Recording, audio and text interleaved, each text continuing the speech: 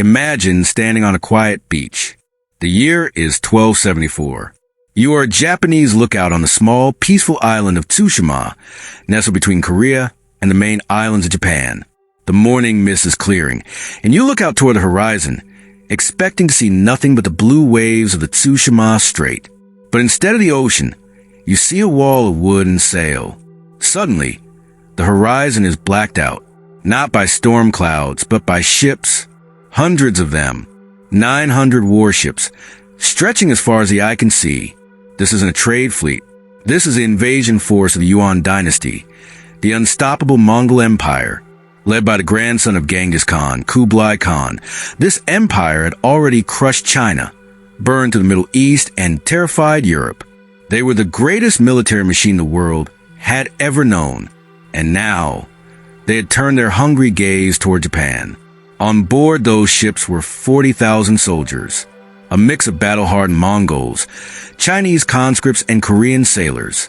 They brought with them weapons the Japanese had never seen: poison arrows, exploding gunpowder bombs, and a style of warfare that knew no mercy. And standing between this tidal wave of destruction and the innocent people of Tsushima, just one man and a tiny band of warriors. This is the story of the most lopsided battle in history. This is the story of the 80 samurai who stood against the world. The warning fires were the first sign. Then came the messenger, his horse foaming at the mouth, collapsing at the gates of the governor's estate. "Iron ships," he gasped, his eyes wide with a terror that no words could fully capture. "My lord, the sea is black with them." News of the approaching fleet reached the governor of Tsushima, a man named Sukekuni. He was 60 years old, the Jito, the land steward and protector of the island. He was a veteran samurai with a lifetime of experience, a man whose hair had turned gray in the service of his people. He had fought off pirates and settled local disputes. But as he stepped out onto his veranda and looked toward the horizon, he realized he had never faced a threat like this. The horizon was jagged with masts. The great Yuan fleet had arrived, a floating city of war sent by Kublai Khan. Panic began to ripple through the villages like a wildfire. Women clutched their children. Farmers abandoned their tools in the fields, and the air filled with the scent of fear. The alarm bells of the Hachiman shrine rang out, a frantic metallic pulse that echoed off the mountains. Clang, clang, clang. It was the sound of an approaching apocalypse. But amidst the chaos, Sukekuni was an island of calm. As the bell screamed, he didn't panic. He didn't run. He didn't order retreat to the high mountains, though logic dictated that was the only way to survive. He did what a samurai was born to do. He turned to his servants and spoke a single, quiet command: "Bring my armor." The ritual of suiting up was a meditation, a stark contrast to the panic outside. First came the shiitake underrobe. Then, piece by piece, he was encased in his heavy oyuroi, the great box-style armor of the Kamakura period. The lacquered iron plates were laced together with colorful silk cords, a beautiful, deadly work of art designed to stop arrows and deflect blades. As he tied the cords of his helmet, the kabuto, he wasn't just dressing for war. He was dressing for his funeral. A samurai believes one must look their finest when meeting death, so that their corpse brings no shame to their family. He grabbed his tachi, the long, curved cavalry sword, and his yumi, the massive asymmetrical longbow that required immense strength to draw. He stepped out into the courtyard, the weight of the armor settling on his shoulders. His men were waiting, but when he looked around, he didn't see an army. He didn't see legions of soldiers. He saw faces he knew. He saw his sons. He saw his nephews. He saw retainers who had served his father before him. He saw old friends with gray in their beards and young men whose hands trembled slightly on their reins. There were just 80 of them, 80 mounted samurai, 80 against 40,000. The math was sickening. It was impossible. It was a joke. On the ships offshore, the Mongol generals were likely drinking wine, looking at the tiny island on their maps and laughing at the insignificance of the resistance. They had conquered the walled cities of China. What could a handful of islanders do? Any logical commander would have surrendered immediately to spare the island from slaughter. It was throwing an egg against a rock. But Sukekuni was not a logical commander.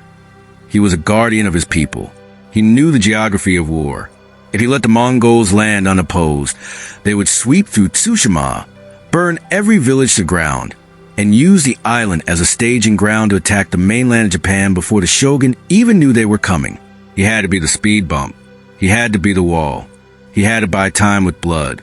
He mounted his horse, looking down at his small band of brothers. The wind whipped the banners of the So clan, snapping in the cold air. "We die here," he told his men, his voice steady over the roar of the ocean. He didn't lie to them. He didn't promise victory. He offered them something harder and more noble. The enemy outnumbers us 500 to 1, but they do not know this land. They do not know our spirit. We fight so that tomorrow Japan will wake up prepared. We are the shield that will break the first wave. We die here, but we die so Japan can live. The trembling stopped. A resolve hardened in their eyes. The fear of death was replaced by the clarity of purpose, Shinugurui, the desperation to fight until the very end. Under the cover of darkness, Sukekuni and his 80 horsemen rode out. They didn't ride away from the danger. They rode directly into the mouth of the beast. They headed for Komoda Beach, the only flat stretch of sand suitable for a massive landing. The ride was haunting. The sound of 80 horses thundering down the dirt paths, passing silent shrines and shuttered houses. The smell of pine and salt air mixed with the sweat of the horses. When they reached the tree line at Komoda, they stopped. The sight would have broken lesser men. The bay was glowing. Thousands of torches on the Mongol ships reflected on the black water, looking like a city of fire floating on the ocean. The sound of the enemy, the guttural languages, the sharpening of blades, the chanting, drifted across the water. They lined up in the darkness, hidden by the trees and the night. They were ghosts waiting for the dawn. They checked their bowstrings. They tightened their saddle girths. They whispered their final prayers to Hachiman, the god of war. They watched the torches of the enemy flicker like thousands of demon eyes, knowing that when the sun rose, that fire would come for them. They tightened their grip on their bows, and they waited for the dawn.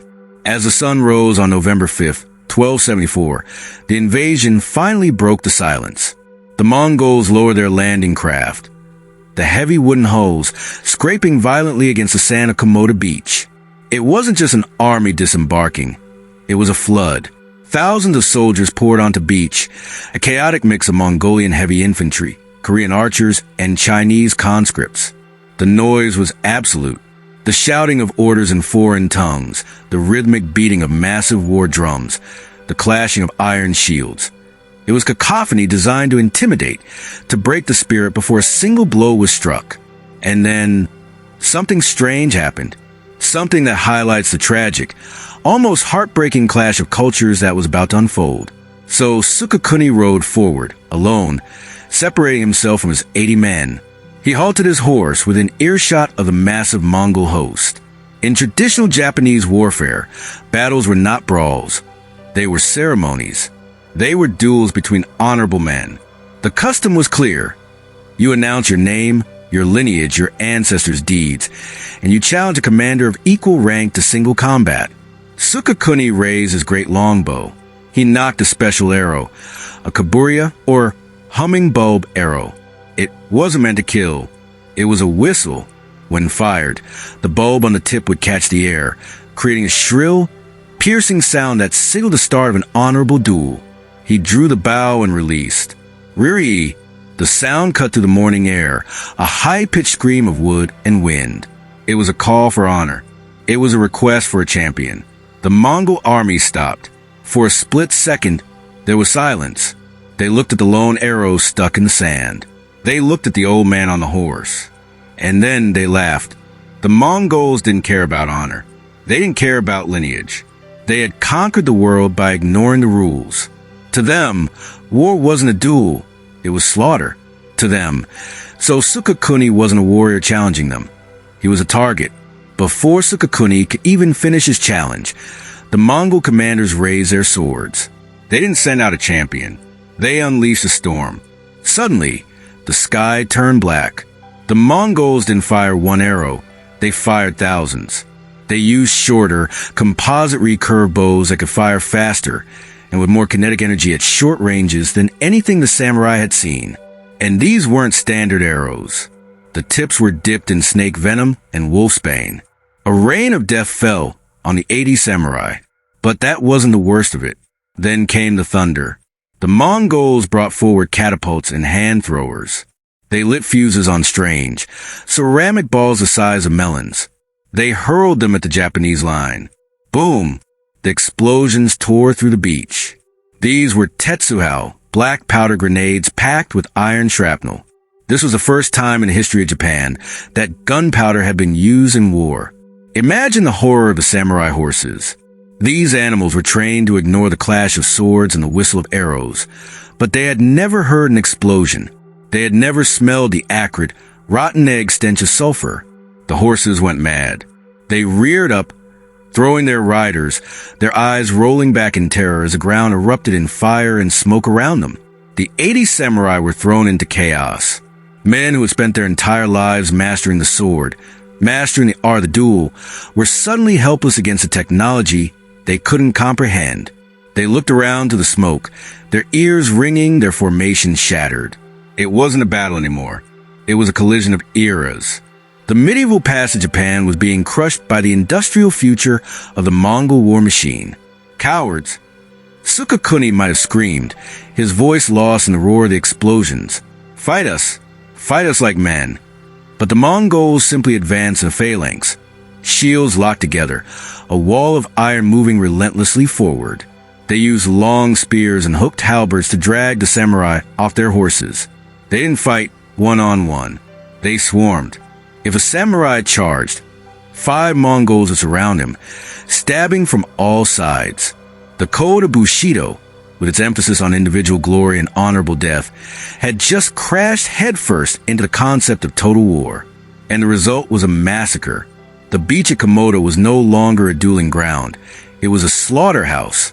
But here is where the legend was born. The smoke from the gunpowder bombs lingered over the sand, acrid and choking. The ears of the samurai rang with the deafness of the explosions. The Mongols, confident in their shock and awe, advanced with a sneer, expecting the Japanese to be scattered, broken, cowering in the sand like frightened children. They were wrong. The samurai were not conscripts. They were not farmers forced to hold a spear. They were the warrior caste. They had spent every waking moment since childhood preparing for this. And now that the initial shock of the tetsuhao had passed, something else took its place. Pure, cold fury. So Sukekuni, 60 years old, wiped the soot from his face. He didn't look at the ships. He didn't look at the thousands of enemies. He calmed his terrified horse, gripping the reins with hands that did not tremble. He looked at the Mongol captain leading the charge, and he drew his tachi. Charge! The cry didn't come from the throat. It came from the soul. The 80 samurai kicked their horses into a gallop. They didn't retreat. They didn't regroup. They charged straight into the teeth of the Mongol army. It was insanity. It was suicide. It was magnificent. The impact was like a thunderclap. The heavy Japanese cavalry, fueled by desperation and honor, smashed into the Mongol infantry line. And in that moment, the technological gap vanished. The Japanese sword, the legendary steel of the katana and tachi, proved to be devastatingly superior. The Mongols wore boiled leather armor, designed to stop the slashing attacks of lighter curved sabers used on the steppes. But the tachi was a heavy, two-handed blade, a razor-sharp bar of folded steel, designed to cut through bone. On that narrow beach, the samurai turned into butchers. They carved a path of red ruin through the invaders. So Sukekuni led the wedge, his blade flashing in the morning sun. Every swing was a kill. The Mongols, who fought in tight, disciplined groups, suddenly found themselves face to face with individual warriors who moved with a speed and ferocity they had never seen. For hours, the 80 men held the line against thousands. They became a whirlwind of steel. They fired their heavy longbows at point-blank range, the massive arrows punching through Mongol shields and dropping commanders from their saddles. It was a meat grinder. The white sand turned a deep, dark red. The samurai fought with such terrifying intensity that the Mongol advance actually stalled. The invaders began to waver. They looked at each other in confusion. Why aren't they running? Why won't they die? To the superstitious Mongol soldiers, these weren't men. They were Oni, demons, They were ghosts who refused to acknowledge they were already dead. One samurai, his name lost to history, is said to have cut down 20 men. His sword finally snapped in half from the force of the blows. Did he surrender? No. He drew his short dagger, his tanto, and threw himself at the enemy, fighting with his bare hands until he was buried under a pile of bodies. Another samurai took a Mongol arrow straight to the eye. Blood blinded him. The pain must have been blinding. Yet, he snapped the shaft off, leaving the arrowhead in his skull, and charged back into the fray, screaming a war cry that chilled the blood of the invaders. They were fighting for their homes, which lay just behind the tree line. They were fighting for their wives and children who were fleeing into the mountains. But courage, no matter how great, has a limit against physics. The Mongols simply had too many men. For every Mongol that fell, 10 more stepped over his body. They realized they couldn't beat the samurai in a sword fight, so they changed tactics. They stopped engaging. They used their long hooked spears to drag the samurai from their horses. They swarmed them like ants attacking a beetle. One by one, the 80 guardians fell. The horses were shot out from under them. Their armor, battered by maces and axes, finally gave way. So Sukekuni, exhausted, bleeding from a dozen wounds, fought until his arms could no longer lift his sword. He looked around the carnage he had wrought, at the mountain of enemy dead that surrounded his small band. He had done his duty. By late afternoon, the screaming had stopped. The clash of steel was gone.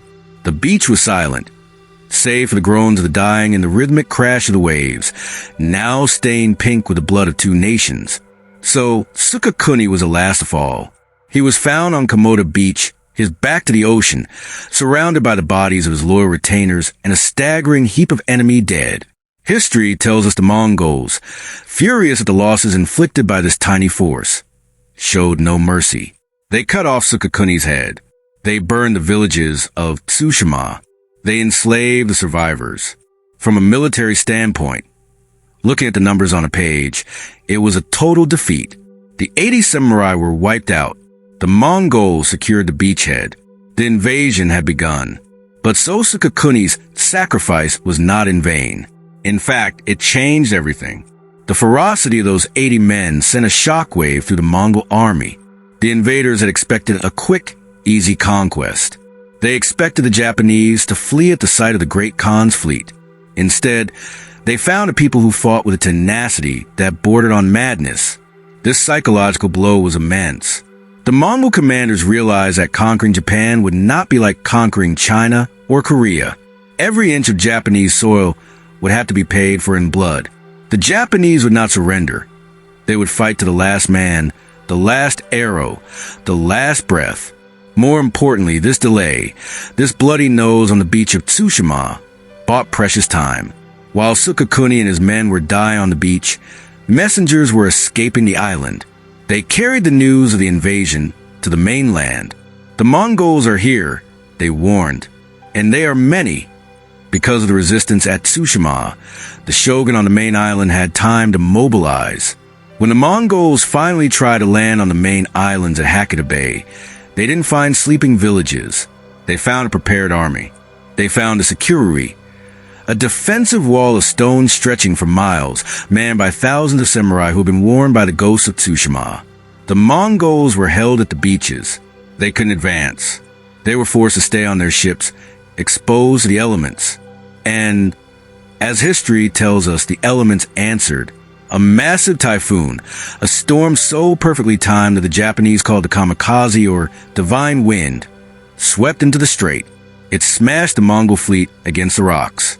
Thousands of ships were destroyed. The invasion force was annihilated. Japan was saved. Historians often credit the wind for saving Japan. But we must ask ourselves, would the wind have mattered if the samurai hadn't held the line? If so, Sukekuni had surrendered. The Mongols would have been on land, safe in the cities, long before the storm arrived. The divine wind only worked because 80 men had the courage to stand in the storm of arrows first. But before the storm, before the great armies, there were just 80 men on a beach. Today, if you travel to Tsushima Island, you can visit Komoda Hama.